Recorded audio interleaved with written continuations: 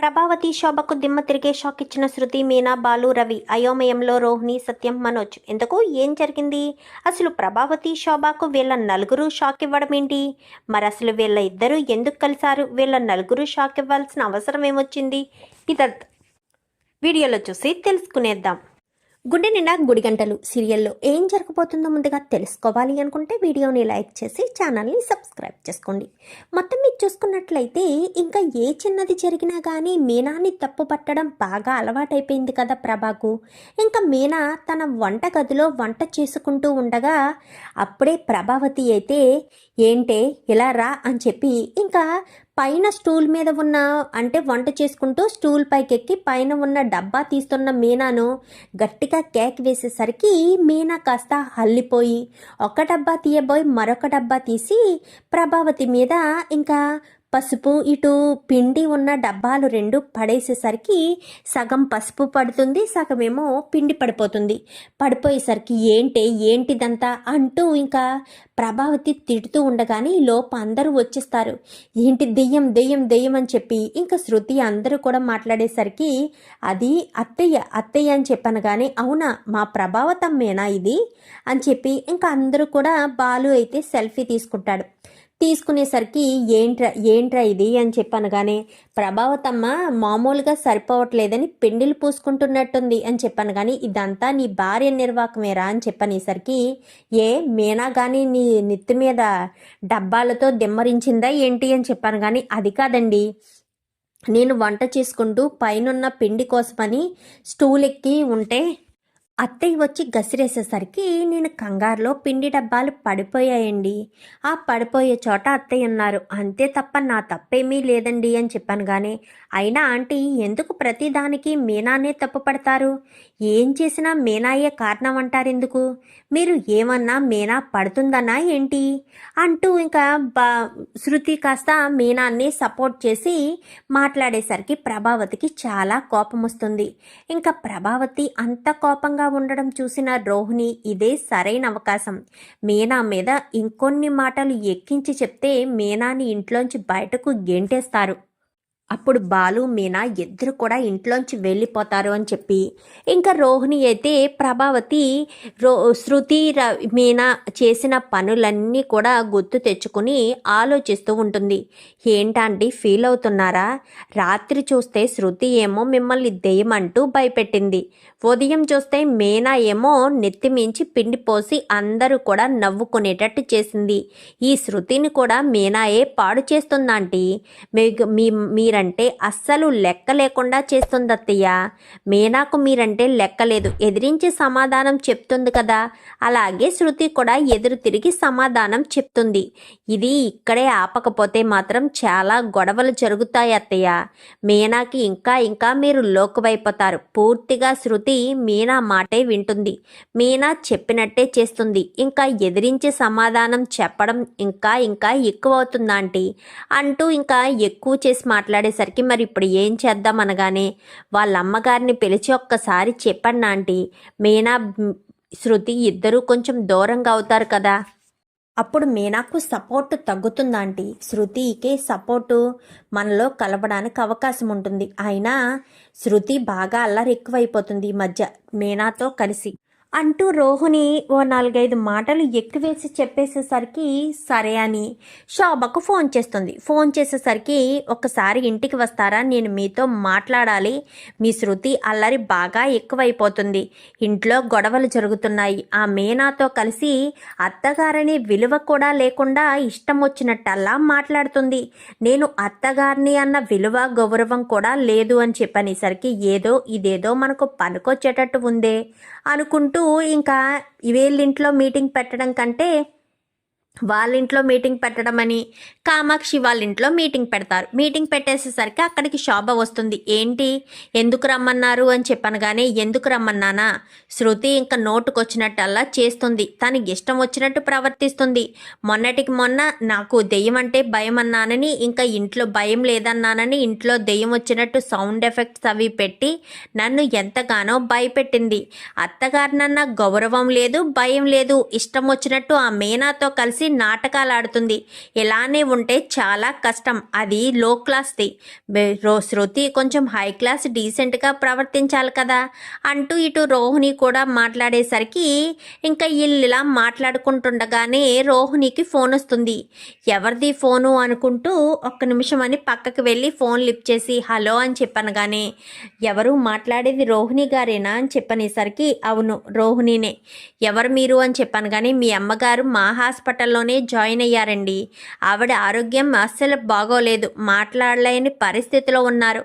మీరు ఒక్కసారి హాస్పిటల్కి వస్తారా అంటూ మాట్లాడేసరికి హాస్పిటల్ దగ్గరకా, ఏ హాస్పిటల్ అని చెప్పనగానే పలానా హాస్పిటల్ అనగానే ఇంకా గబగబా రోహిణి అట్నుంచటే వెళ్ళిపోతుంది. అట్నుంచటే వెళ్ళిపోయేసరికి ఏంటి రోహిణి ఫోన్ మాట్లాడతాను అని వెళ్ళి ఇంకా రాలేదు అని ప్రభావతి ఎదురు చూస్తుంది. ఇంకా శోభకు చెప్పాల్సిందంతా కూడా చెప్పేసేసరికి సరే నేను మాట్లాడతాను అని చెప్పి ఇంకా శోభ బయటకు వచ్చి సరాసరి శృతితో మాట్లాడొచ్చు కదా, శృతితో మాట్లాడకుండా శృతి మీనాకు మధ్య గొడవలు రావాలి, అప్పుడు శృతి ఆ ఇంట్లోంచి బయటికి వచ్చేయాలి అన్న ఉద్దేశంతో సరాసరి మీనాతో మాట్లాడదామని అనుకుంటూనే ఇంకా మీనా ఇంట్లో లేదు కదా, స్కూటీ లేదు, ఎక్కడో చోట కనబడుతుంది, లేదంటే ఇంటికి వెళ్ళి ఫోన్ చేద్దాము అన్న ఉద్దేశంతో బయలుదేరిన శోభకు వేరే వాళ్ళకి పువ్వులు ఇస్తూ వేరే వాళ్ళ పూల కొట్టు దగ్గర నిలబడి మాట్లాడుతూ ఉంటుంది మీనా. మాట్లాడేసరికి డ్రైవర్ ఆపు అనగానే సైడ్కి ఆపుతాడు. ఆపిన తర్వాత శోభ కాస్త సరాసరి మీనా దగ్గరికి వెళ్తుంది. వెళ్ళేసరికి ఏంటి ఇక్కడ బాగానే సంతోషంగా ఉన్నావు, అక్కడ నా కూతురు కాపరం చెడగొట్టేటట్టు ఉన్నావా, నా కూతురు అందరితో మాటలు పడాల్సిన పరిస్థితి తీసుకొచ్చావా ఏంటి, నా కూతురుతో కలిసి నువ్వు చేసే పనులన్నీ నా కూతురుతో కూడా చేయిస్తున్నావా అంటూ మాట్లాడేసరికి ఏం మాట్లాడుతున్నారు, నేనేమన్నాను అని చెప్పాను కానీ నువ్వు ఆస్తి అంతస్తు లేని దానివి, పరువు ప్రతిష్ట ఏమీ ఉండవు మీకు, నోటుకొచ్చినట్టల్లా మాట్లాడి మీ అత్తగారిని నువ్వు మాట్లాడుతున్నదే కాక శృతితో కూడా అనిపించి రవిని శృతితో తిట్టించి ఆ ఇంట్లోంచి బయటికి పంపించేయాలనా, నువ్వు ఇదంతా ప్లాన్ చేస్తున్నావు అని చెప్పి మాట్లాడేసరికి ఏం మాట్లాడుతున్నారు మీకు అర్థమవుతుందా, మరి శృతితో కలిసి నువ్వెందుకు తిరుగుతున్నావు, శృతితో మాట్లాడకు అంటూ ఇంకా శోభ కాస్త మీనాను తిడుతుంది. మామూలుగా ఒకటి ఉన్నప్పుడు మీనాకు అంత బాధ కలగదు, కానీ పక్కన వేరే ఆవిడ ఉన్నప్పుడు ఆవిడ అలా చూస్తూ ఉన్నప్పుడు శృతి వాళ్ళ అమ్మ వచ్చి మీనాను చెడామడా తిట్టడం చాలా బాధ అనిపిస్తుంది. ఇంకా వాళ్ళమ్మ ఎలా వెళ్తుందో లేదో, బాలు అలా వెళ్తూ ఇదేంటి మీనాతో మాట్లాడి ఏం వెళ్తుంది, పైగా మీనా కళ్ళు కూడా తుడుచుకుంటుంది, మీనాని ఈవిడేమన్నా నోటుకొచ్చినట్టల్లా మాట్లాడిందా ఏంటి అనుకుంటూ బాలు దగ్గరికి వస్తాడు. ఏమైంది మీనా, ఆవిడ నీ దగ్గరికి ఎందుకు వచ్చింది అని చెప్పాను కానీ ఏమీ లేదులేండి, దారిలో కనిపించానని చెప్పి పలకరించడానికి వచ్చింది అనగాని అదేమీ లేదు బాలు, వాళ్ళ అమ్మాయి శృతిని మీనా చెడగొడుతుందంట, మీనా చెప్పుడు మాటలు విని వాళ్ళ అమ్మాయి వాళ్ళ అత్తగారికి విలువ ఇవ్వడట్లేదట, అందుకని ఆవిడ వచ్చి నడి రోడ్డు మీద మీనాను పట్టుకుని తిడుతుంది. పాపం మీనా అలా ఎందుకు చేస్తుంది, ఎవరికైనా మంచే చెప్తుంది కానీ చెడు ఎందుకు చెప్తుంది మీనా, పాపం మీనాను అందరూ తప్పుగా అర్థం చేసుకుంటున్నారు బాలు అంటూ ఆ పూలకొట్టావిడ చెప్పేసేసరికి అవునా మీనా అని చెప్పాను కానీ మీనా ఏడుస్తూ ఉంటుంది. రా ముందు నువ్వు ఇంటికి అని చెప్పి మీనాని చేయి పట్టుకుని తీసుకొచ్చేసరికి రోహిణి లేదు కదా, రోహిణి విద్య వాళ్ళ అమ్మగారికి బాగోలేదని చెప్పి విద్యతో పాటు రోహిణి కూడా ఊరెళ్తున్నాను అని చెప్పి ఊరు వెళ్ళిపోతుంది. మనోజ్ ఇంకా ఆఫీస్ వ్యవహారాలే చూసుకుంటాడు. ఇంకా మీనాని ఇంటికి తీసుకొస్తాడు. ఇంటికి తీసుకొచ్చేసరికి ఏమైందిరా బాలు, ఏం జరిగింది, మీనా ఎందుకు ఏడుస్తుంది అనగానే ఏమైందో ఇంట్లో వాళ్ళే చెప్పాలి, శృతి ఎక్కడా రవి ఎక్కడా అని చెప్పి మాట్లాడేసరికి వాళ్ళు ఇంకా ఇంటికి రాలేదు అని చెప్పాను కానీ అవునా ఈరోజు తాడో పేడో తేల్చేయాలి అని చెప్పనేసరికి ఏమైందిరా, ఎందుకు తాడో పేడో తేల్చేయాలంటున్నావు, అసలు ఏం జరిగిందో చెప్పు అనగాని ఏం జరగడం ఏంటి నాన్న, శృతిని మీనా చెడగొడుతుందంట, మీనా ఏదో ఒకటి అంటూ ఉంటుందంట, మీనా చెప్పిన చెప్పుడు మాటలు విని శృతి చెడిపోతుందంట, వాళ్ళమ్మ వచ్చి మీనాని మందలిస్తుంది, అసలు మీనా అలా ఎందుకు చెప్తుంది నాన్న, అసలు అలా చెప్పవలసిన అవసరం ఏముంది మీనాకు, అది అర్థం చేసుకోకుండా శృతి వాళ్ళమ్మ మీనానే తప్పు పడుతుంది. నా భార్య అంటే లోకుగా కనిపిస్తుందా? ప్రతి ఒక్కరూ కూడా నా భార్యని నోటుకొచ్చినట్టల్లా మాట్లాడుతున్నారు. ప్రతిసారి ఏదొకటి అనకుండా ఉండలేకపోతున్నారా ఏంటి అంటూ ఇంకా ఎంతగానో బాధపడుతూ ఇంకా బాలు తిట్టేసేసరికి ఈలోపు రవి శృతి వస్తారు. రవి శృతి రావడంతో ఏమనుకుంటున్నావు శృతి, అసలు ఏమనుకుంటున్నావు? నా భార్య నీకేం చెప్పుడు మాటలు చెప్పింది? నా భార్య ఏం చెప్తే నువ్వు చెడిపోతున్నావు? నా భార్య నిన్ను అలా ఉండు ఎలా ఉండు, వాళ్ళ నా మాటను వీళ్ళ నా మాటను అంటూ చెడుగా నీకేదైనా చెప్పిందా అని చెప్పాను. కానీ ఎలా ఎవరన్నారు బాలు అని చెప్పనేసరికి ఎవరండమేంటి, మీ అమ్మ వచ్చి మా అమ్మ మీనా దగ్గర మాట్లాడిందంట. మీనా ఎంతగానో బాధపడుతుంది అని చెప్పనేసరికి అన్నయ్య ముందు ఇలా రా అని చెప్పి ఇంకా నలుగురు గదిలోకి వెళ్ళిపోతారు. వెళ్ళిపోయిన తర్వాత గదిలో తలుపులు వేసేసుకుంటారు. ప్రభావతి ఇటు సత్యం ఇద్దరు కింద నుంచి చూస్తూ ఉంటారు.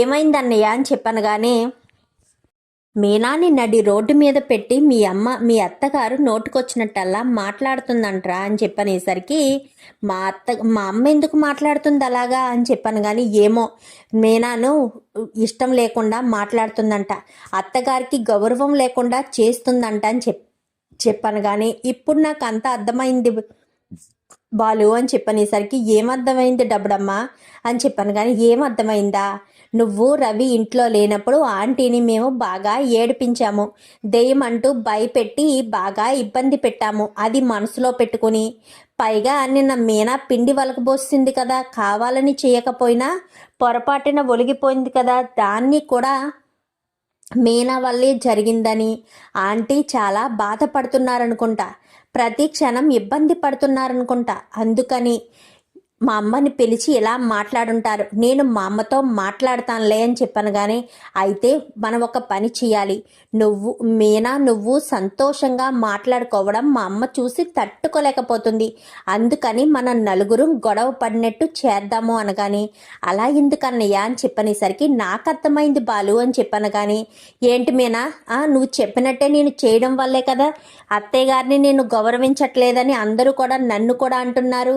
సరే ఇక మీదట నీకు నాకు ఏ మాటలు లేవు, ఇంకా నేను నీతో మాట్లాడను, నువ్వు చెప్పినట్టు నేను వినను, ప్రతి క్షణం నిన్ను ఏదొకటి అంటూ నా వల్ల కాదు.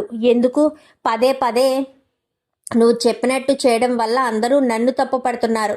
వద్దు మీనా, ఇంకా నీకు నాకు మాటలు లేవు, నీ వల్లే ఇదంతా జరుగుతుంది అని చెప్పి వాళ్ళు ఒకరికి ఒకరు గొడవలు పడుతూ ఉంటారు.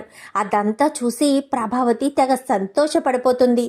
ఇంకా అమ్మయ్య ఇటు మీనాను శృతి గొడవ పడుతున్నారు, ఇంకా వాళ్ళిద్దరూ ఎప్పటికీ మాట్లాడుకోరు, ఇంకా ఎలాంటి టెన్షన్ ఉండదు అని చెప్పి ఇంకా ప్రభావతి కాస్త తెగ సంబరపడిపోతూ ఉండగా ఇంకా కిందకు వస్తారు. కిందకు వచ్చేసరికి ఇంకా మీనా ఏడ్చుకుంటూ గదిలోకి వెళ్ళిపోతుంది. అంటే బయటికి వెళ్ళిపోయి కూర్చుంటుంది. కూర్చునేసరికి అమ్మయ్య ఇంకా వీళ్ళిద్దరూ విడిపోయారు, ఇంకా ఏ గొడవ లేదు, నాకు ఎంతో ప్రశాంతంగా ఉంది, ఎంతో సంతోషంగా ఉంది అని చెప్పి ప్రభావతి కాస్త అనుకుంటుంది. మరుసటి రోజు ఉదయాన్నే మీనా కింద వంట చేసుకుంటూ ఉండగా బాలు బయటకు వెళ్ళొచ్చి బాగా హెడేక్గా ఉందని మసాజ్ చేయడానికి గిన్నెలో ఆయిల్ తీసుకురమ్మని చెప్తాడు. సరేనని గిన్నెలో ఆయిల్ పెట్టి లైట్గా గోరువెచ్చబడ్డాక మీనా ఆయిల్ తీసుకుని వస్తూ ఉంటుంది. అప్పటికే రవి శృతి ఇద్దరు గొడవ పడుతూ ఉంటారు. గొడవ పడుతూ ఉండేసరికి నువ్వే నన్ను అంటావా అని చెప్పి ఒక్క తోపు తోసేసరికి నువ్వు నన్ను తోస్తావా అంటూ ఇంకా రోహిణిని కాస్త రవి ఏమో మీనా మీదకి తోసేస్తాడు. మీనా చేతిలో ఉన్న కొబ్బరి నూనె కింద ఒలిగిపోతుంది. అయ్యో మీనా, మేము చూసుకోలేదు, రవి నేను గొడవ పడుతున్నాం కదా, పొరపాటు నువ్వు ఇక్కడ నిలబడి ఉంటే చెయ్యి తగిలి పడిపోయింది అని చెప్పనేసరికి సర్లే నేను ఇదంతా క్లీన్ చేసుకుంటాను, వెళ్ళు నువ్వు ఇవన్నీ కూడా సర్దేసేయని చెప్పి ఇంకా మీనా కాస్త కిందకు వస్తుంది. మీనా కిందకు వచ్చి మాపుగుడ్డ క్లాత్ ఇదంతా కూడా జిడ్డు అయిపోయింది కదా, జిడ్డు పోవడానికి సర్పు ఇదంతా తీసుకుని వస్తూ ఉంటుంది. వస్తూ ఉండేసరికి ప్రభావతికి పైనుంచి కిందకు దిగుతూ ఆ నూనె మీద కాలు వేసి కిందకి జారుకుంటూ వచ్చి మీనా మీద పడిపోతుంది. ఇంకా కింద మీనా పైనేమో పైన ప్రభావతి పడిపోయేసరికి ఇంకా పడిపోవడంతో ప్రభావతి కొంచెం వయసు మళ్ళింది కదా, కాలు నిప్పట్టేసేసరికి ఎందుకంటే పైనుంచి జారుకుంటూ వచ్చింది కదా ప్రభావతి. సో అందుకని కాలుకి నిప్పు పట్టడంతో గబ్బగబ్బా ఇంకా మనోజ్ వస్తాడు. రోహిణి లేదు, వాళ్ళమ్మ సుగుణమ్మకి హెల్త్ బాగోకపోతే అక్కడికి వెళ్ళింది కదా, రోహిణి ఇంట్లో ఉండదు.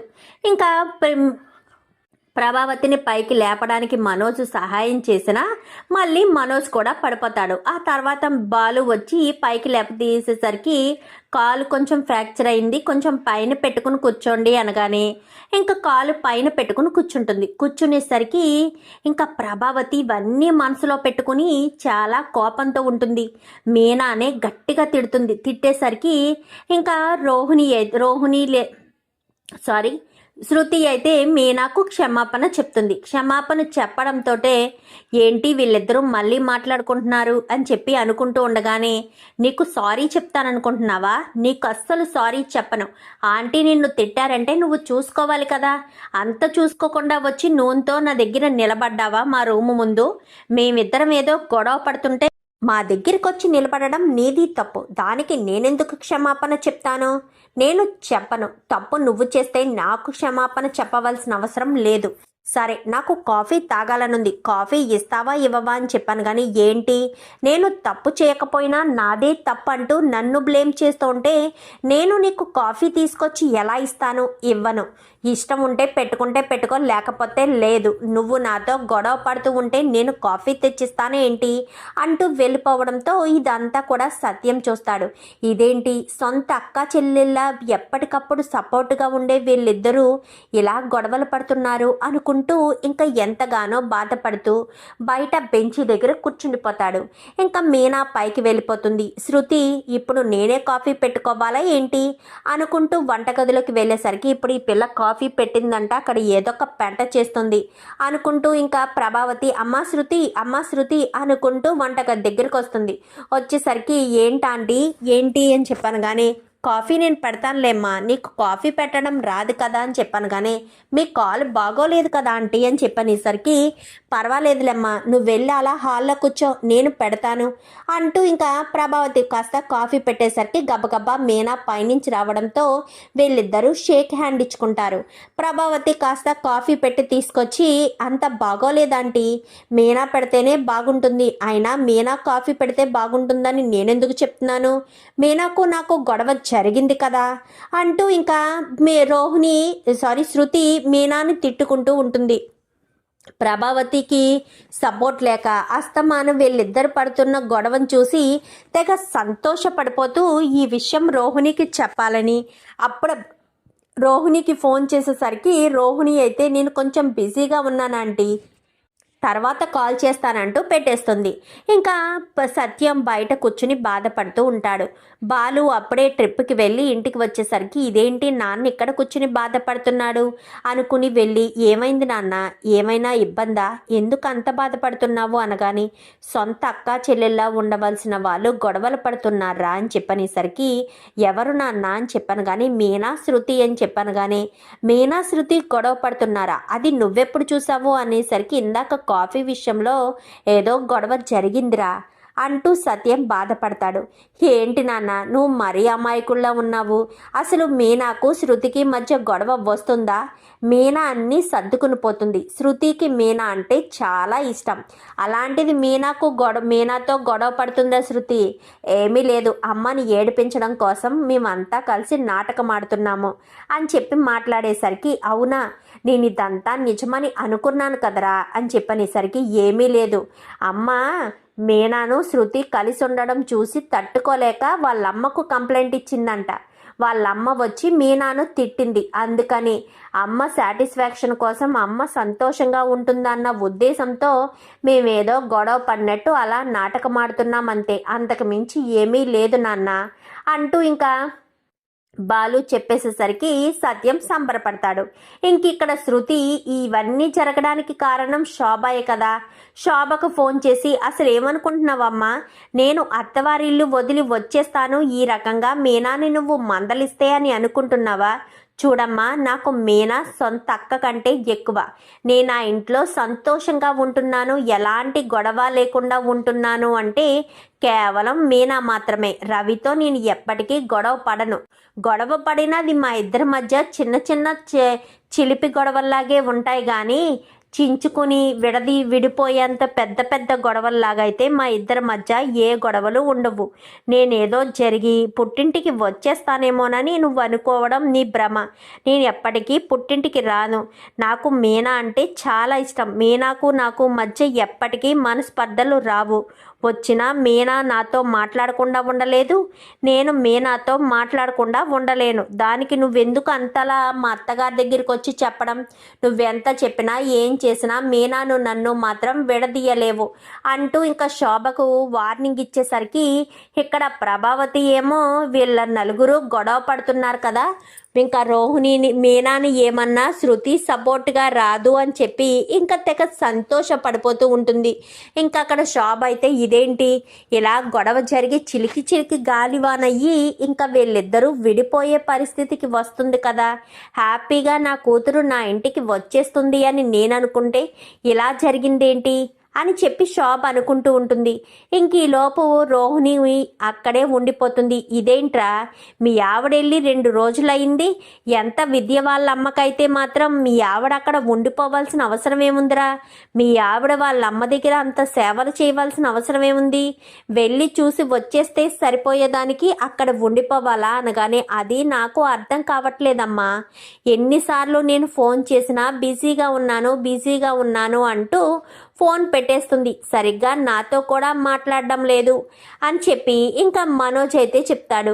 ప్రభావతి ఇదేదో ఆలోచించవలసిన విషయమే, ఏదో జరుగుతుంది తెలియడం లేదు అని ఆలోచనలో పడతారు. ఇంకా మీనా, బాలు, రవి, శృతి వీళ్ళ నలుగురు కూడా ఒకరోజు రెస్టారెంట్కి వెళ్ళి చక్కగా బయట భోజనాలు చేసి నవ్వుకుంటూ ఇంటికి రావడం చూసి ఒక్కసారిగా ప్రభావతి షాక్ అయిపోతుంది. ఇదేంటిది, వీళ్ళ నలుగురు మధ్య గొడవలు ఉన్నాయి కదా, వీళ్ళ నలుగురు ఇంత సంతోషంగా నవ్వుకుంటూ వస్తున్నారేంటి అని అనుకుంటూ ఉండగానే ఏంటి మీరు నవ్వుతున్నారు అనగానే మీరెందుకు నవ్వుతున్నారు, మేము నవ్వకూడదా అని చెప్పాను. కానీ మా ముందు మీరు నవ్వకూడదు, మీ ముందు మేము నవ్వకపోవడం ఏంటి, మీరే మా ముందు నవ్వకండి అంటూ ప్రభావతి ముందు ఏదో మళ్ళీ గొడవలు పడుతున్నట్టుగా ఇద్దరు కూడా గొడవలు పడతారు.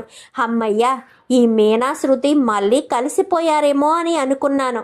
వీళ్ళు ఇంకా ఎప్పటికీ కలవకూడదు, వీళ్ళిద్దరి మధ్యలో గొడవలు ఇలాగే జరగాలి. ఇలాగే గొడవలు జరిగితే ఇంకా ఎలాంటి ఇబ్బంది ఉండదు, చాలా సంతోషంగా ఉంటుంది అని చెప్పి ఇంకా తెగ సంబరపడిపోతుంది ప్రభావతి. అయితే సత్యం మాత్రం నీ పిచ్చి కాకపోతే మీనా ఇటు శృతి ఇద్దరు సొంత అక్క చెల్లెల్లా ఉంటారే, వాళ్ళిద్దరినీ విడదీయడం ఎవరి వల్ల కాదు. ఈ ఇంట్లో ఎవరైనా నా మాట వింటారు అంటే అది వీళ్ళు మాత్రమే. ఆ మనోజ్, రోహిణి, నువ్వు ఇంకా ముగ్గురు మీకు ఇష్టం వచ్చినట్టు చేస్తారు. ఏంటో నా ఇల్లు ఇలాంటి పరిస్థితికి వచ్చేసింది. ఇది గొడవలు ఎప్పటికైనా పెరిగి ప్రభా వల్లే ఇడిపోయే పరిస్థితి కూడా రావచ్చు అని చెప్పి సత్యం బాధపడుతూ ఉంటాడు. ఇంకా మీనా మాత్రం గదిలో కూర్చుని ఆలోచిస్తూ ఉంటుంది. ఏంటి మీనా అంతలా ఆలోచిస్తున్నావు, దేని గురించి అనగానే శృతి ఎక్కడికో రోహిణి విద్య వాళ్ళ అమ్మ వాళ్ళ దగ్గరికంటూ వెళ్ళిందంటండి. కానీ 2 రోజులైంది వెళ్ళి, ఇంకా రాలేదు. విద్య వాళ్ళ అమ్మ దగ్గర అయితే అన్ని రోజులు రోహిణి ఉండవలసిన అవసరం ఏముంది? రోహిణి ఏదో విషయాన్ని దాస్తుందని నా మనసు కనిపిస్తుందండి. ఏం విషయం దాస్తుందో తెలియడం లేదు. ప్రతి క్షణం రోహిణి ఏదో దాయాలని ప్రయత్నం చేస్తుంది. మనం ప్రతిసారి ఏదో ఒక రకంగా గొడవ పెట్టి బయట పెట్టేసరికి రోహిణి తట్టుకోలేకపోతుంది. ఏంటో నాకు అర్థం కావట్లేదండి అని చెప్పి ఇంకా మీనా కాస్త ఆలోచించేసరికి నువ్వంతలా ఆలోచించక మీనా, నేను చూసుకుంటాను అని చెప్పాను కదా అంటూ ఇంకా బాలు మీనాతో చెప్తాడు. ప్రభావతి వీళ్ళ నలుగురు మాట్లాడుకోవట్లేదన్న సంతోషంలో ఉంటుంది. ఇంకా శృతి వార్నింగ్ ఇచ్చిందన్న బాధలో షాక్ ఉంటుంది. ఇంకా వీళ్ళిద్దరికీ వీళ్ళ నలుగురు కలిసి దిమ్మ తిరిగేటట్టు షాక్ ఇస్తారు. మరి రోహిణి ఎక్కడికి వెళ్ళిందనేది బాలు కనిపెడతాడా? బాలు అసలు రోహిణి గతం గురించి తెలుసుకునే ప్రయత్నం ఎలా మొదలు పెడతాడు, ఎక్కడి నుంచి మొదలు పెడతాడు చూద్దాం. మరి రాబోయే ఎపిసోడ్స్లో ఏం జరుగుతుందో. రోహిణి నిజ స్వరూపం బయట పడాలి అని మీరు కూడా కోరుకుంటే వీడియోని లైక్ చేసి కామెంట్లో ఎస్ అని టైప్ చేయండి. థ్యాంక్